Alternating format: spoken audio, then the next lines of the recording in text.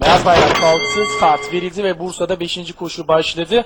2 numarada Angel of Fortune ve 8 numaralı Mercan Kız 7-8 boy sonra koşuya başladı.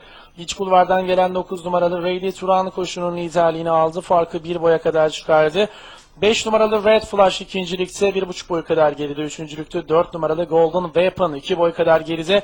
1200 geçilirken dış kulvarda dördüncülükte 3 numaralı Perfect Choice hemen içinde 1 numaralı Spontane 1,5 boy kadar geride. 6 numaralı Mr. Ramis 2 boy geride. Dışta 7 numaralı Bahacan Bey 1,5 boy kadar geride. Din geçilirken 8 numaralı Mercan Kız dışında 2 numaralı Angel of Fortune sırasıyla son 800 metreye yaklaşılıyor.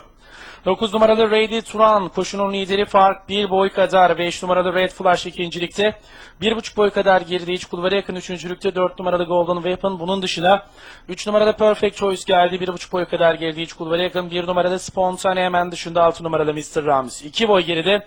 İç kulvarda 7 numarada Bahacan Bey dışında 2 numaralı Angel of Fortune. Son sırada 8 numaralı Mercan Kız sırasıyla düzlüğe çıkıldı.